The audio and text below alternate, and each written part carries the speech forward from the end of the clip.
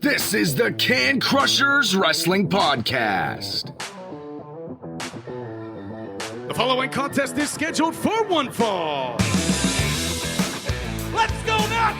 It's Jimmy Nuts! Right out of the door! With your hosts, Mark Martinez.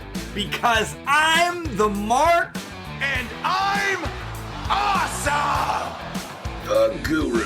Today I'm going to break it down for all you simpleton sweat hogs listening out there in Can Crusher Nation. I don't mean to come out here week after week and toot my own horn, but toot. And the English Professor. It is I, the English professor from the County of Kings, speaking the English of the Queen. Hey, this is former WWE superstar Duke the Dumpster Drosy, and you are listening to the Can Crushers Podcast. And welcome back to another Can Crushers Wrestling Podcast. It's Spotlight time, and I have a special guest joining me this week. It is the English Professor, so if you know the English Professor's here, you know this is a pretty important interview. Yeah, but I'm not the special guest. I don't want people to think you're interviewing me this week. We have a much more important person than myself that we're interviewing this week. Cowboy Scott Casey. Cowboy Scott Casey, legend in Texas.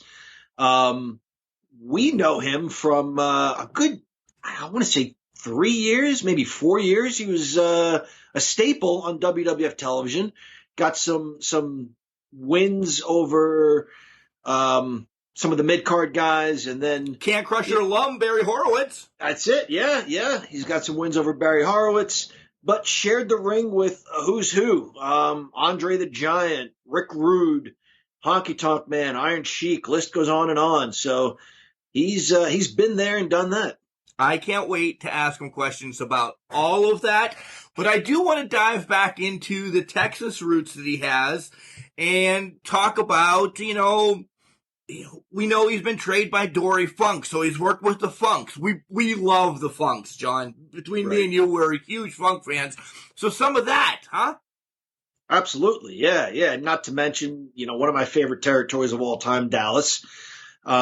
His work with the great Kabuki, teaming with him, feuding with him. San Antonio with the Blanchards, he held just about everything in San Antonio, singles and tag team championships. The guy had quite the run, a good 20-year run in the business. Yeah, and nobody wants to listen to us gush over him anymore. But he also has a book coming out. It's One Last Ride, The Tale of Cowboy Scott Casey. Guys, we're going to get him to tell you where to find it. We'll post it as well where you can find it. We have our book coming, so I can't wait to read it. But we're going to talk to Scott Casey as soon as we get back from our collar and elbow break. John, collar and elbow. Yeah, hats, hoodies, T-shirts, eye patches, pants. They've got it all. Awesome wrestling gear. And we've got a promo code that we want to share with you guys. If you use this promo code, it is Can Crushers, capital C and Can, capital C and Crushers. You spell it all as one word. When you use that promo code, you'll save some money, Mark. About how much? You'll save 10%, which is essentially shipping or parking, because we don't like paying for parking here. Yeah, we don't like paying for shipping either. So, yeah, you save some bucks when you use that promo code. All right, we have Scott Casey on the line. After you hear from Al Snow and Collar and Elbow, we'll be back to talk to Cowboy Scott Casey about his book, One Last Ride. Wrestling. A love and a passion we all share. I've started a wrestling brand. The wrestling brand. A brand founded on the aspects of wrestling. Two entities working together to create a product that connect emotionally for people everywhere. Collar and Elbow is the brand. Passion and love for wrestling is the drive. I am Al Snow, and this is Collar and Elbow. the wrestling brand.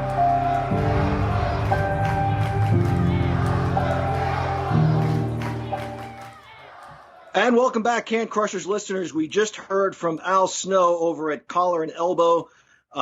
T-shirts, hats, hoodies, eye patches, you name it, Al Snow makes it. And we're back now with our guest for the week, Cowboy Scott Casey. Mr. Casey, thanks so much for coming on Can Crushers and joining me and Mark. No, it's my pleasure. I enjoy doing this, and I get to advertise my book all the way. You know, it's one last ride, and believe me, folks, it is the last ride for me. You know, I'm never going to be in the ring again, but I've got a lot of memories of being in the ring, and it's amazing. A friend of mine down in St. Pete used to tell me, he said, time is a diminishing asset. Think about that. It really is, you know, and, you know, you 1 minute you're laying on the bench doing 500 pounds, and then the next you're laying on the bench and trying to do 25 pounds. You know, life is that way. And it seems like it was just like supersonic speed going through that 20 years, but it was just amazing. And all the people I met and all the friends I made and all the stories that they told and I told, and I've reiterated into my book what I did. And I don't know.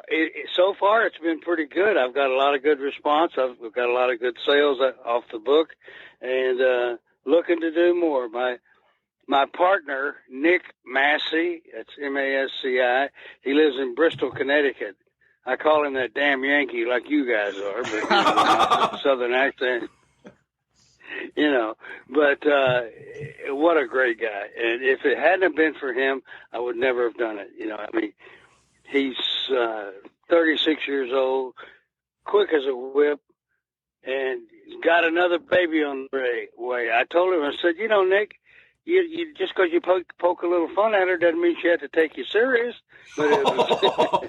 It was, you know, that's me. I talk that way. And if anybody, it's like I said in the book, if you don't like a few X-rated scenes or a few things that are not quite up to snuff with people's religion and stuff, then don't buy it. It's real simple. You know, it's what I felt. You know, I'm in my 20s and 30s and up to my 40s and raising hell, going all over the world. I went around the world 9 times. Wow. 9 times, fellas. And it's still round. And there's still no place like home. I don't care where you go, who you meet. You know, it's just, you know, you just have to feel that way. I do, anyway. I'll shut up and let you guys. That's all right. We'll backtrack a little bit, but, you know, obviously we know about your work in the WWF and throughout some parts of Texas, but around the world 9 times. What are some countries you visited and wrestled in? Okay. Well, let's see. I wrestled in Europe, England, Spain, France, Germany, Italy, and then I went over to Saudi Arabia. I went to Egypt. Went where the pyramids were. God, I'm trying to remember. Coming back around, wrestled in Fiji, wrestled Hawaii. There's so many of them. I can hardly remember all of them, but it just seemed like it was a whirlwind, really. I mean, after it was over with, while it was going on, and sometimes it was a bad stall, you know, because like in Kuwait, they don't have bars there. They have private clubs, and you know, all of us were notoriously drinkers, you know, after the matches, and you just had to bear with it and become I don't know, Alcoholics Anonymous, I guess. But it was, you know, it's so funny. I mean, people's customs are so different. When I was there in Saudi Arabia, in Kuwait, Tiger Conway Jr. and I were invited to these 2 guys' houses. And, you know, I could tell they were wealthy. They had White Cloud convertible Rolls Royces, and you can't get those at Walmart. Anyway, it was just, they said, would you like to come to our house? We'd like to have you for supper. I looked at Tiger. He said, sure, why not? So we get out in front of this mansion. I can't tell you how many. It looked like a business building. It was so big. And we walked in, and there were servants there. There was a 24 on each side table. The plates, the cups, the goblets, the knives, the forks were 20 to 24 karat gold. I mean, they were so soft you could have bent them with your finger. But, yeah, I mean, these guys had more money than Carter's got liver pills. And when they took us a tour of the city, and they must have been 30 different buildings that they owned. And I thought, so this is how the other half lives, you know. I mean, it's just unreal. And they even had booze there, and I was grateful for that because I was getting thirsty after a while there. But we had fun, you know. I mean, it's just, like I said, there's no place like home, even if it's a mansion like these guys had, you know. And then I came back. It was so funny. All of us got on the plane, and we were coming back from Kuwait. We had to go through England coming back. And Lou Thez, who was a 7 times world champion at one time, Yep. We were knocking the drinks down, and all of a sudden he said, "I can't see. I can't see." I said, "Lou." He said, "What?" I said, "Your glasses are on your forehead."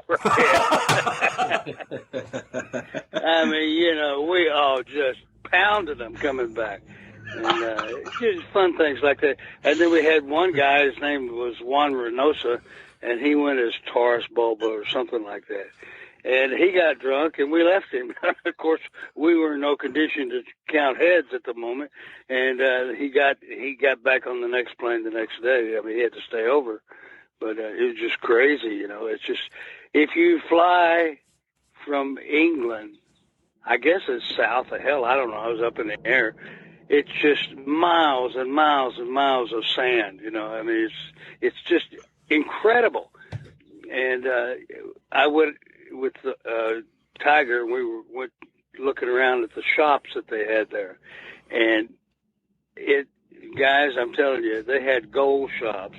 They looked at my gold, and I had some nice jewelry, but it was like 14 karat. They said, "We'd throw that away at scrap." Well, hell, I like it. Went over the table and beat the shit out of it because, you know, 14 karat with diamonds and stuff in it. Right, that's big I paid money. good money for that, but they wouldn't even accept that as a trade-in. I thought, okay, but that's the way it is. You know, different part of the world, they do different things. Wow, that John, right off the bat, that's an amazing story. That is a great story. It's, you know, go ahead. No, I was just going to say. Ask me anything. Okay, we just want to know, how did you get into the wrestling business then? I mean, we don't want to cover your whole book. We want to, you know, a couple oddball stories that aren't in the book or anything, but what was your deciding factor to get into the business? The Funks, Terry, Dory Funk Sr., Bobby Duncombe, Dick Murdoch, and, you know, Terry and I were pretty close in age, and we both went to West Texas State. And he said, "You want to stay here?" And I said, "Well, not really, you know, because like a guy once said, Amarillo, Texas is flatter than piss on a platter." And he's right. And it is so flat. You can go and stand out in the middle of a field and do 360-degree turns, never see a tree, never see a bush. You know, it's kind of depressing, but I mean, especially after all the places I went. But it's unreal, you know. And Terry said, "Well, maybe I can get the guys to teach you how to wrestle."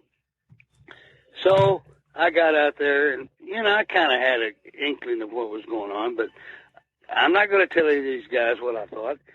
And they literally beat the shit out of me for about 3 weeks.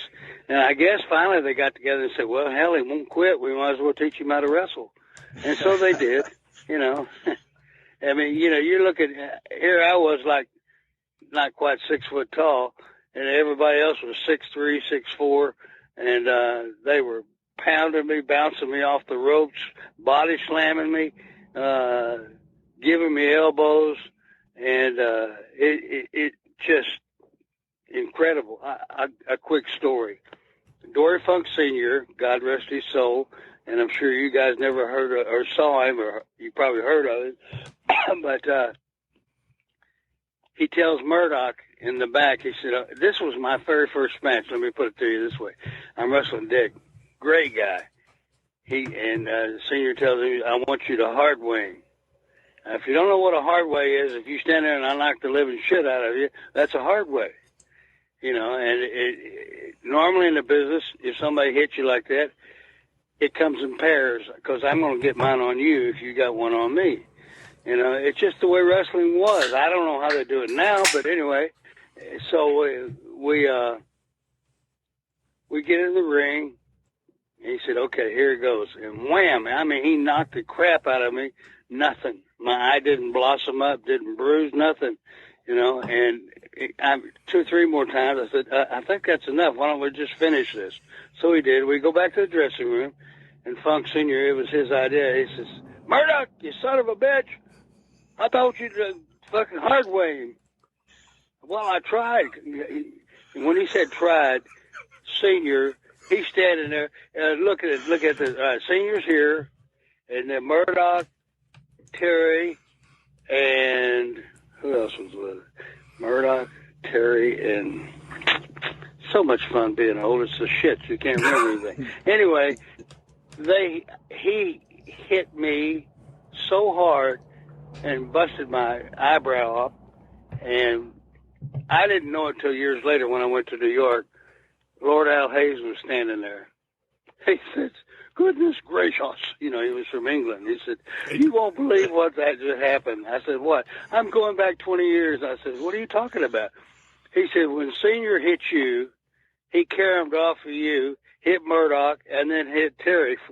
And they said, what'd you do that for? He said, because you were laughing at me. I mean, he didn't mess with the old man. I mean, that's just the way it was. You know, you either do it, it was his way or the highway. And, you know, and I wanted to be in it so bad, I was like a fool. I stood there and let him hit me. And when Al Hayes told me what happened, he said, I laughed my ass off. He said, and I was running because Senior was going to hit me. You know, he was a great man. He really was. But things like that happen all the time. Instance. Go ahead. No, please go ahead. Go ahead, Scott. No, I was just going to say, when I got in I lived in Amarillo, and I remember it was a guy by the name of Moose Morowski. Moose was like 6'4" and about 320, and hard as a rock, and he was always jibber-jabbering going on. And he said, you know, Scott, now that you're here, you're going to make $2,500 a week. I said, really? He said, yeah, miles. I'm telling you, boys. Yeah. Picture this. If you're looking at the map of the United States, you start in Amarillo, then you drive up to Colorado Springs, and then from there, you go over to Albuquerque, New Mexico. Then you drop down to El Paso. Then you go to San Angelo, and you're looking at about $2,500. You could literally change the oil in your car every week if you wanted to. Oh, my God. It was brutal. And, you know, and sometimes we get, are you ready for this? $20, $25 payoffs, sometimes $15, depends on how bad the house was. So we were always working our ass off to get the people to come back to see the matches. You know, I mean, and the way we wrestled, you started out and you told a story. It had a couple of climaxes in it, and then it had an ending. And believe me, you either learned to do it that way or you weren't going to be there. Another thing, a valuable lesson that I heard from Wahoo McDaniel. I loved him, and God, I wish he was still here with us. He used to say, you can look good, you can wrestle good, you can do everything in the world, but if you cannot get on the stick, the microphone, and do your promos and make yourself believable to the people, forget it. You'll die in the water right there. You'll be dead in the water. You'll never make it in the business. And I remember one time I having a problem with a promo with Ray Stevens and Wahoo Stanton. He goes, I hope folks don't mind me cussing because this is the way they were. He says, motherfucker, if you don't get this right, I'm going to come over there and break your nose and break both your arms. But I think I learned that promo real quick after that. I mean, Wahoo was a man's man. And he played football for the Dallas Texans before they were the Dallas Cowboys. Yep. He played for the New York Jets. And he was the only only football player at that time that had his nickname Wahoo on his shirt. Who are you going to call? Wahoo, Wahoo. And he said I couldn't stand that. He was there when, the quarterback that made all the money. Roger I can't Staubach. think of his name. I can see his face. No. In New York Jets, the one that guaranteed the Joe Namath, the win. Yeah, Joe Willie. Yeah, he used to make Joe Willie stand out of the showers and hold his towel while he was taking a shower.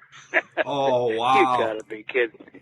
Oh, I mean, Wahoo didn't take shit from anybody, but he loved a good rib, and he didn't mind giving them and taking them, things like that. Of course, I wasn't going to take one for give him a rib because, shit, I was still in the same area code as him. I got killed.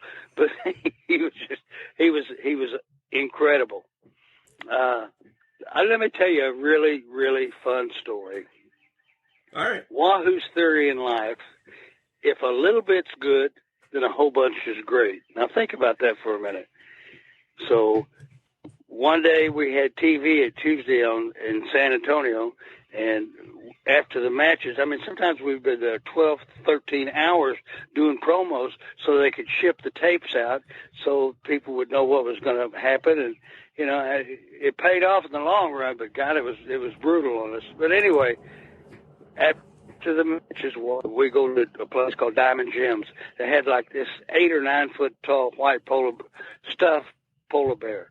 And he would go in a circle, and the drunker Wahoo did. He said, I'm going to scalp him. I said, please don't do that.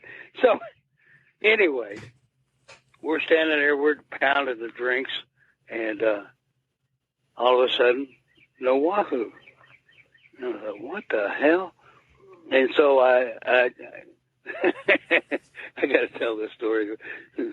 The gal saying no, and I'm saying yes, I'm going to tell it. Anyway, so we get a couple of the fans to give us a ride back to the condominium.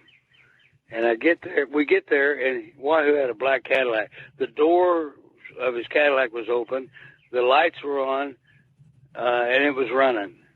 And I thought, oh, shit. So something's wrong. We go in the house, and whoa, there's 3 big pounds of foam. And I had Mascaras and Tom Jones with me, Mil Mascaras. Anyway, so I looked at, and the further I looked at this foam, the more I realized that he had a bowel movement in 3 different places. Yeah. So here's, and he pushed the foam on there to keep it. Oh my God! Cover it up. Yeah, it's in the book, believe me. Anyway, so I go to the bathroom, and it had one of those showers had the glass door on it, and it was shut, and the water was going, and his pants were down, his boots were down, and it must have been $300 or $400 floating in the water, but there's no Wahoo. So I hear, oh, so we go in the bedroom, and here's a 280-pound man, and he is almost under the bed, and his hands are in a fist. Yeah, he's doubled up like and I said, what the hell? And he never called me Scott Casey. It was always motherfucker. And I don't know why. He loved me to death. But anyway, he said, motherfucker, call Sandy. This was his girlfriend at the time. And I said, what? I'm cramping. So she comes over, and she had just so happened to be a nurse. And I said, what the hell? He said, I'm trying to lose some of this fat. He said, I'm too goddamn fat, and I want to lose some weight. So Sandy gets in. She said, "What did you take, you idiot?" He said, "I took 6 Phenomen, and then I took 3 Lasix pill shots." So Phenomen makes you have a bowel movement. The Lasix makes you urinate. And I'm telling you what, it like to killed him. She shot him up with something anyway, and he made it out of it. But I mean, he was excruciating. It was so bad. But like I said, or like he said, if a little bit's good, then a whole bunch is great. You idiot. But that's the way it went. You know, I mean, it was never a dull moment. Never a dull moment with that man. You know. I don't know where we can. This was all my time. Come off with that story. I'm sorry, what? I don't know how you can follow up anything on that story. We're laughing on this end. I'm sorry. This is amazing. Well, you know, I mean, and like I said, folks, if you're listening, I apologize for my vulgarity, but that's the way we were. We were young and dumb and of it, you know, and chasing the women and raising hell and staying up all hours of the night and then sleeping a few and get up, take a buffet, and then go to wrestle somewhere else. It was a crazy life. It really was, and I loved every minute of it. Put it to you that way. Change it but we had more fun. Yeah. You remember when the streaking was the big thing back? Well, you guys probably aren't even old enough for that. But anyway, the guys would streak, take their clothes off, and run down to a group of people and all that stuff. Yeah, I saw it on baseball a few times. Yeah. Yeah. Okay. Well, anyway, Dusty Rhodes and I decided that we were about half drunk. We were going to streak the Houston airport, the small part of it, not the big one. All right. So let's. And a couple of guys said, okay, we took our clothes off. We had our cowboy boots on and our hats, and they were supposed to meet us at point B. We raced from point A to B.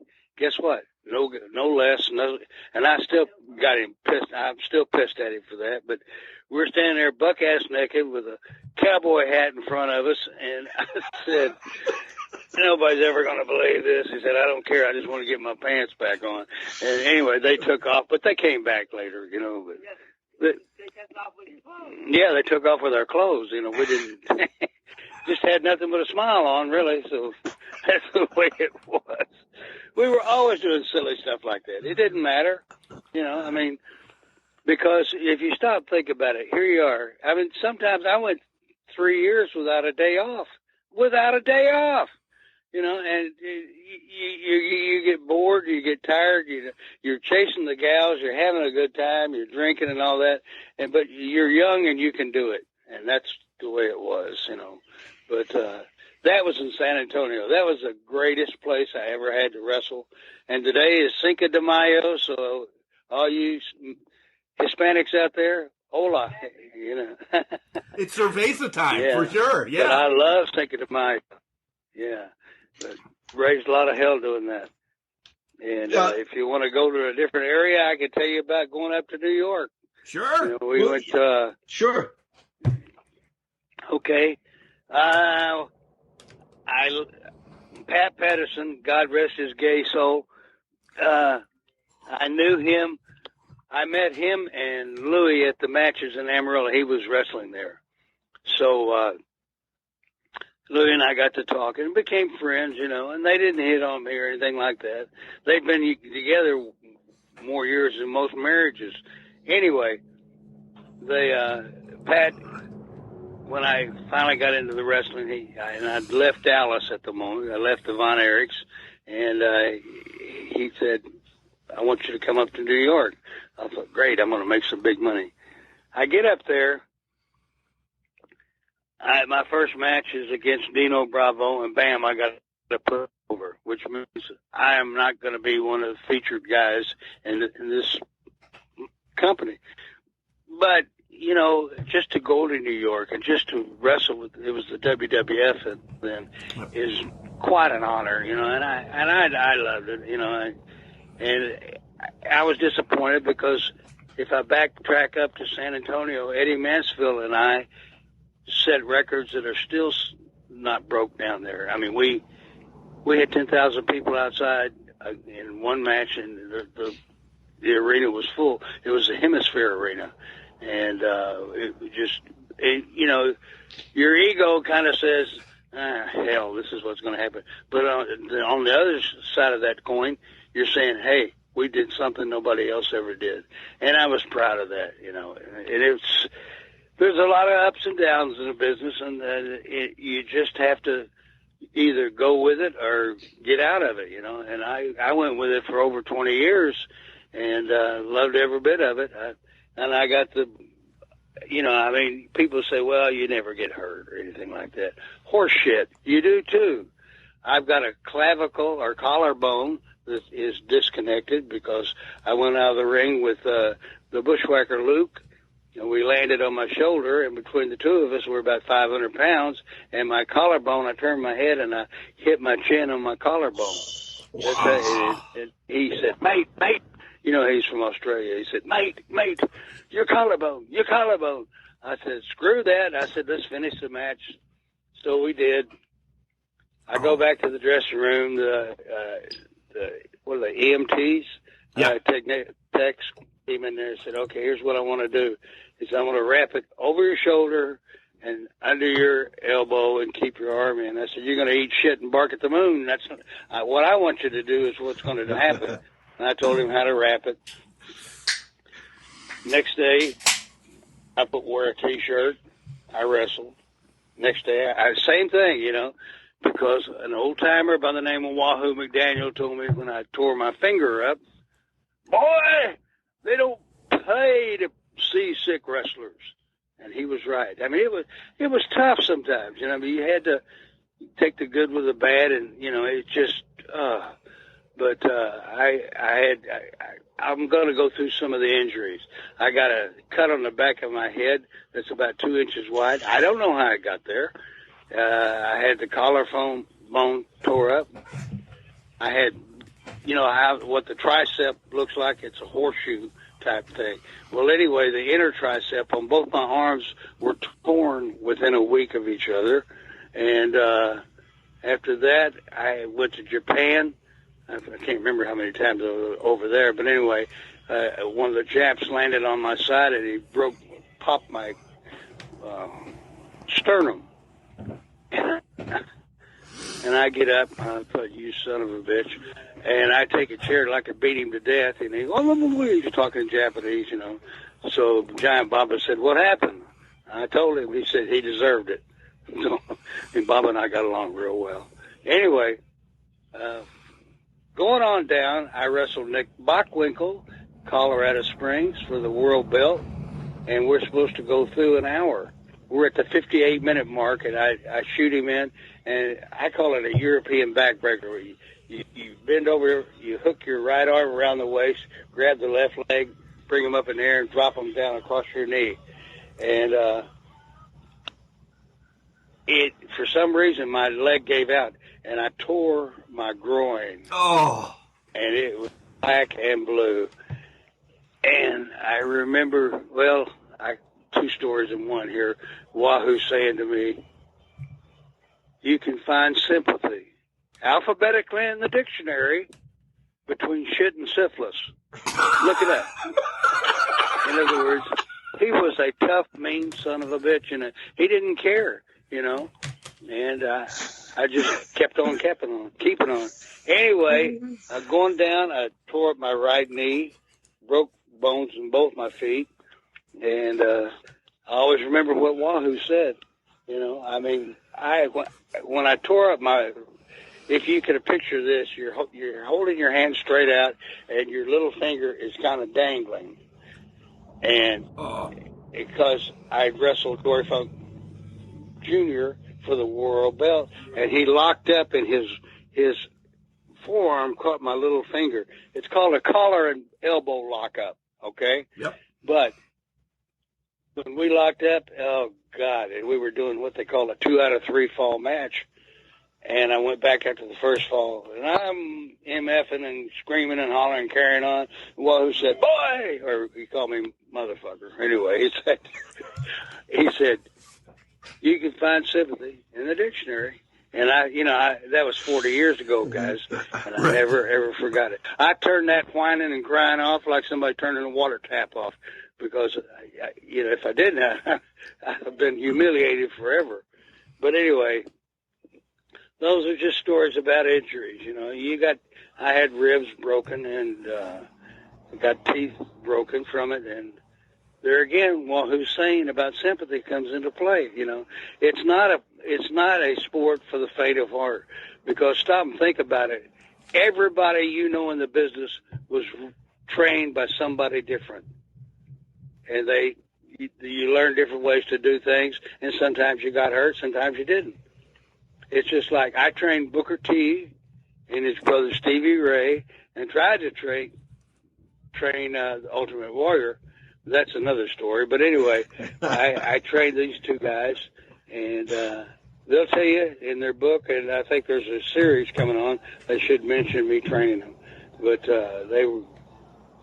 I wrestled. I completed my wrestling for WWF, and went back to Texas, and Ivan Putski calls me up and says, "Scott, I need some help." I said, "Okay, I'll come down and help you." So we went down there, and I trained them, and I said, "Look," and I told these two guys, these guys are unbelievable built, and I said, "Look," and I looked them straight down, and I said this, one's 6'3", one's about 6'5". I said, "People are going to call you the N-word. They're going to call you everything." I said, "Simply because of the way you look. You have the ability." And and they caught things right off the bat that it took me for a while to learn. But I just, I told them, and I didn't back down. I said, "This is the way it's going to be." I said, and the old saying, it's not what you make, it's what you save. If you think about that, I think it's a good thing to learn and a lesson to try to do. And that was that. I could talk for the next 3 or 4 hours on different things, but I won't. I don't know if we're ahead of time, behind the time. We're good. We're good. We're on your schedule, Mr. Casey. We're on your schedule, sir. I'm your boy. I'm here for you. All right. So you mentioned a couple injuries. A cracked rib or bones breaking in your feet. How much later, after something like that happens, are you right back in the ring? Are you in the ring the next night? Yep. Wow. Tape it up, wrap it up. A lot of times when I break ribs, I tape myself up and wear a T-shirt in the ring. Because like Wahoo said, boy, they don't pay to see sick wrestlers. And they don't. Nowadays, it's so funny. Before, God rest his soul, Nick Bockwinkel passed away, he and I were in Vegas, and we went to the matches there. And they had a couple of doctors, a masseuse, a chiropractor, and I thought, hell, I'd have been doing this till I was 95 if I'd have had that. But they just, things change. People change. The way they do things change. I watch the matches nowadays, and this is my own interpretation of it. They start at 100 miles an hour and end up at 500 miles an hour. They do these flip, twist, didos and things that, I did some things off the top rope and I went out of the ring, but not like these kids are doing now, and it's just, but they're making more money than we ever made, so I guess it all adds up and figures out, but I'm just amazed that any of them can walk after having some of these matches that they have, because they do stuff off the top rope into the audience and all. Around the ring, to me, it just amazed me. But like I said, we started out wrestle, then start beating on each other and stuff like that. Maybe have one high spot or two in the match, and it's different. I'll give you a prime example. I'm supposed to wrestle Leo Burke from Canada, and I'm talking to Dory Funk Jr., and I said, Dory, you and Jack Briscoe have wrestled many hour matches. I said, how do you do it? He said, it's real simple. You divide an hour is 60 minutes. you make 10-minute matches out of an hour, and that's how you do it. And I would never in my life have even thought about doing something like that, but he was right. And after that, I wrestled quite a few hour matches. You don't see that very often anymore, but we always did it just to try to get those people to come back and pay that good hard money. And we worked our butt off and sometimes it worked, sometimes it didn't. You never know. Scott, did the best we could do with the ability that we had. You mentioned that you watch, wrestling today, and we agree that, looking at the scar on my knee where I had my right knee completely replaced, and then if I take my shirt off and you were standing here, you'd see where I had a quadruple bypass. Oh, geez. Now, being the idiot that I am at times, I never thought anything. I'm going to go in there. You're going to give me a couple of aspirins and whatever. And I came out of that. I've got pictures I could show you. I looked like I was in a knife fight and didn't have a knife. And it was just incredible. I mean, I was told that in Vietnam, or maybe even further back, I don't know, that the open heart surgery became the norm thing, and they had to, like I have a scar on from my left hand all the way up to the elbow, but the inner part of it, they take the vein out and they replace the parts in your heart that are bad or whatever. And it was just crazy, I mean, I had an excellent doctor in St. Petersburg, Florida, that did my operation, and he said, "You came through fine." He said, "You've taken a few beatings, haven't you?" I said, "Yeah, I guess I have."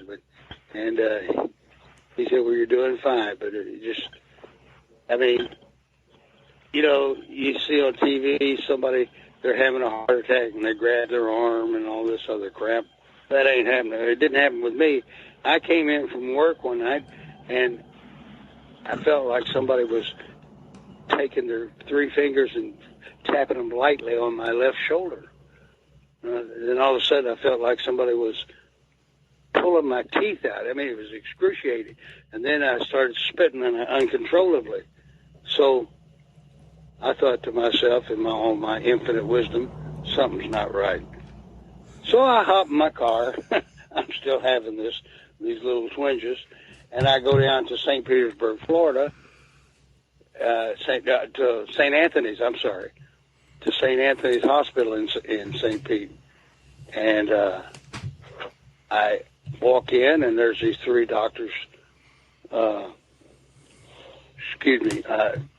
These three doctors were talking, and since I'm 2 days older than dirt, and I walked up to them and I said, "Boys, I think I got a problem." And they said, "What?" And I explained it to them, and they said, "Lay down." That was the last time I was on my feet for 5 days. They operated on me the next day, and then blah, blah, blah. And so the story goes, I made it out of it, and that's my life and story, and I'm sticking to you. Yeah, we were going to get to that about your surgeries and everything. Let's pause there for a second and rewind, because there's one that we're Cornette fans, and we know that you had the time to work with the Midnight Express at that time. We were huge fans of that, as well as our listeners are. Can you give us a little bit of a story about working with the Midnight Express and Jim Cornette and those guys? Well, was it Ricky Morton and Robert Gibson? The Rock and Roll Express. The Midnight Express. Oh, no, that was... Yeah. The Midnights were, at that time, would have been, what, Dennis Condrey and Randy Rose, maybe? Yes. Yeah. My only problem, we had an excellent match, but those boys talk so slow. They're from the South, and I'm beginning to talk that way myself. But I mean, it was just their timing was impeccable. They could do anything in the ring, and they could shoot a promo out that would curl your hair if they wanted to, And their manager, God, I can't. You just said his name, and I can't Jim think Cornette. of it right now. Oh Jim yeah, Cornette. Jimmy. Yeah, what a great guy he is. He I don't want to do this. I did a promo with him, and I was raising my quarter horses, and he was talking about me being a nanny goat rider and all this other stuff. And I got his green coat off of him and did the promo, and my horse was standing there by me, and I had my left hand up on his rump, and I took the right hand and wiped my horse's ass with it.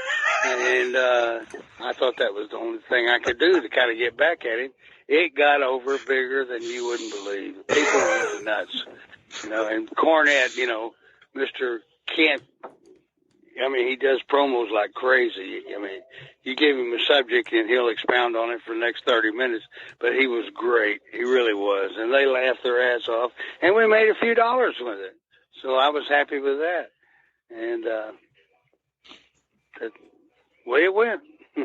Yeah. I want to ask you about the Great Kabuki, please, Scott. Was he as mysterious off camera? Was he dark and mysterious off camera too, or did he have some kind of personality, a sense of humor, or anything? The Great Kabuki, or is what we saw on TV kind of what he was? Kabuki could speak English better than you or me. I mean, a very intelligent man, quiet, unassuming, and we got along good. And people were asking me, what was that stuff he spit out? It was food coloring, like a green or a red or whatever. And the timing was excellent, and he knew when to make the people pop and when to settle them down. And he great guy, and he could throw a chop that would blister your chest like crazy. And I had a lot of fun with him, really did. Can Crusher Nation, we're here with Cowboy Scott Casey, and we're helping promote his book, which is One Last Ride, The Tales of Cowboy Scott Casey. And in the book, I did find an excerpt. I didn't get mine yet. I'm waiting. I can't wait to get this after talking to you. But there's a little bit of an excerpt about you when you left the WWF, and it kind of touches on how Vince didn't give you a chance to talk because everybody, you even mentioned it here on the podcast that you went around the world 9 times. Vince didn't give you a chance to actually talk. Well, I was there for almost 3 years, and even on my own behalf, I'd have guys that I would put over and they'd say, "I'm sorry, I had to beat you tonight, brother," and which made me feel good.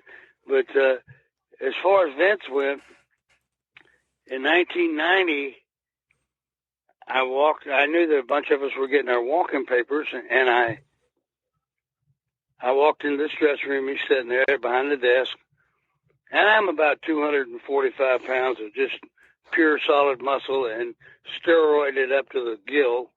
And I said, "Vince, in 1990, do I have a job with you or not?" He said, "No." And I said, "Well, why?" He said, "Well, we never did know that much about you or what you could do. And it took everything I could muster up in me to not jump over that table and beat the shit out of it. But I thought, someday I may have to cross this path again." So I didn't do it, And I told him, I said, "Vince, I can accept failure when given a chance to fail, but you never gave me a chance."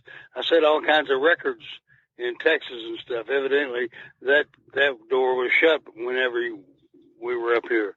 And he said, "Well, we never really knew what you could do," or anything like that. And I just bit my tongue. I said, "All right, sir." He said, "Why don't you go down to Atlanta for a year and come back, and we'll do something with you." And I said, "Okay." And I walked out of the dressing room. And that's when I went back to Texas and went down to Houston and helped Ivan Putski with his school. It's just, it's a brutal business, guys. It really is. And they have no sympathy for anybody. You know where sympathy lies, from what Wahoo said, and they don't care. You know, they have a whole pattern figured out as to who they want to use, how they want to use them, when they want to use them, and when they want to beat them. They don't care. It's business, and I understood that. You know, and I'm glad I didn't make a fool out of myself in front of Vince. You know, I mean, he's a nice guy. That's just what he wanted. You know, and he has a collection of I don't know, guys that help him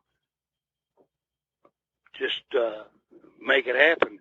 And he's a billionaire. That's with a B, folks, a few times over. And he's made these other guys a lot of money.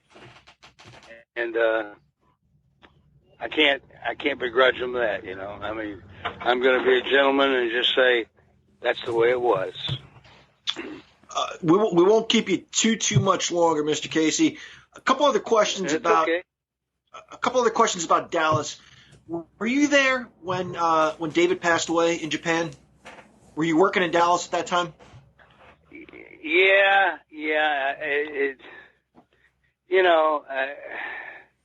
They were an entity of themselves. I mean, they had the whole state of Texas and most of the United States enamored with them. They were just unbelievable. And I knew when I went in there that I was not going to be figured in. I was going to be one of the girls in the show, as I always like to put it. And the brothers, they did their thing, and I just, the way that their life turned out or what happened still just it floors me that they could possibly do that. You know, there's an old saying that God won't forgive you for suicide. And they did it. You can't deny it. It's in the books. It's written, and it's there. You know, you go, wow. You know, I mean, and it's like, to me, monkey see, monkey do. Oh, he killed himself. I can do that too. Maybe I'm wrong, and if I am, God, I'm sorry. You know, but it's just a crazy, crazy life, and it was fun. We drew a lot of money. I'll never forget. I was on the show in the Cotton Bowl. I think that's where the Cowboys played before or wherever that was, where they played before the big AT&T stadium they're at now. And I'm out there, and I'm wrestling Lynn Denton. He was the grappler. He wore a mask. Yep. We lock up, and it starts raining. I said, flying mare meat. We flying mare meat. He's standing behind me with a chin lock on me, and I'm just sitting there. He said, what the hell are you doing? I said, it's raining, Lenny. I don't want to get wet. I thought he was going to beat me to death. I get up off the floor. You know, when you've been in the business as long as I was, you could talk to people and have fun and still just, I'll give you a prime example past that. There was a guy by the name of Tank Patton, and he was a monster. 6'4", 340, and he talked just like this. And we used to love to play jokes and tell jokes on each other. It didn't matter what part of the world I was in. He'd find me and tell me, you got to hear this joke. You're not going to believe it. So one day we're down in Landry, Texas, right down on the border. And it had rained, and I was in the main event with Tank. His real name was Doug McMicken. But in the dressing room, I took a piece of tape and I wrote "fuck you" on it and stuck it on my tongue. And we got out there to get the instructions, and I looked at Doug and I said, "Hey," he said, "What?" And I stuck my tongue out. He never ever cracked up, never laughed, nothing. I thought he was going to keel over. He was laughing so fucking hard. And I said, "I got you." Well, he liked to beat me to death before I could get away from it, but it was fun, you know. I mean, back then, you know, you wrote and told stories on each other and raised hell and had a good time, and that's the way it was. I don't know. Now they're on Lear jets and planes, and I don't know if they talk to each other or not anymore. And that's my story. Were they fair to you in Dallas? You hear some things about Fritz. He was a little rough around the edges, smoking a lot of cigarettes. It's funny. A story about that. I'm wrestling a guy by the name of Jack Victory, and he lives in Florida. I can't think of his real name now, but he went as Jack Victory. So Fritz goes, all right, I want you guys to get out there and liven these people up. That's the way he talked with the gruff. I said, okay. So I looked at Jack. I said, let's bing, bang, boom, tickle, tackle, and drop kick. We got out there, and I mean, for 15 minutes, we did not stop. We just continued. We get out of the ring, walk, back there to the dressing room, and they were doing payoffs. And Fritz goes, give these boys extra $100 each. And that was the only time I ever saw him do something like that. But he was proud of what we did, and we livened the people up. And he could be fair, and he could be brutal, just like any promoter. And that was that. That was that. All right, Scott. It's been great having you on the Can Crushers podcast. We loved it. We want to give you a chance to tell more people. I mean, you gave us great stories tonight, but what else can we find in the book? Quickly, so you sell a book, and where can we find it? Okay, you can go online, or you can call me at my God, I'm getting a brain fart here. Anyway, you can go online, and it's One Last Ride. And if people want it, they can call me, and we can do the old PayPal thing or Zelle or whatever. And it's without Nick Massey helping me, it never would have happened. Never, never, ever. And I just think the world of him. We're really good friends, and the front of the book is like a collage of different pictures of different people, me, and it's just, I'm so proud of it, it's just like, I figure, one of these days I'll be gone, but that'll live on, and I hope it does, and I hope it, like Willie Nelson said, remember me when the lights are shining dimly. Remember me. My gal's laughing anyway, but that's what I want. I just want people to remember me, and hope that I've gotten a lot of people saying how much they were proud of the book and thankful that I wrote it, and it made me feel good. Well, we definitely. And I hope I get back with you sometime. If you ever need another old bird on there again, let me know. I'll be glad to help you. Absolutely, yeah. I wanted to say we definitely remember you for sure, and we're definitely grateful that you joined us. And I think, Mark, you would agree. We barely touched the tip of the iceberg here. We could have Scott Casey on here at least one more time, I think. A minimum of one more time, right, Scott? You're going to come back and tell us more stories. Absolutely. Just give me a holler, and I will do it, and I'll try to keep them as clean as I can. Oh, no. That won't be very clean, but anyway. No, do not keep them clean. That's our era. We love that.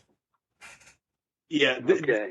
You were very gracious with your time, really. Thank you so much for being with the Can Crushers and for sharing some really fun stories with us. All right. You're more than welcome, and thanks for having me. Wow, that was candid, Mark. Very raw, as they say in the business. You know what though? This was the easiest one we've ever done. You just literally sit back, sip a beer, and listen to Scott Casey tell some of the greatest stories we've ever heard. I went through a 6-pack, John. A 6-pack while we were listening to this. It was amazing. Hey, Amarillo, Texas is flatter than piss on a platter. Did you know that? I have never cracked up so much while talking to a wrestler. What a fun person. Great guy to talk to. This was a blast. Yeah, after we recorded this, guys, I'm going to pull down the fourth wall. Scott Casey's going to be back on the show. He is. I want to go and have some beers with him. How about that? Let's go tomorrow. Yeah. Road trip. You're all in? Yeah. Maybe we can go to Diamond Gyms with him and Wahoo, huh? Got it. That would be amazing. Yeah, it would. Yeah, that would have been incredible. Well, your real thoughts, because we're really just starstruck.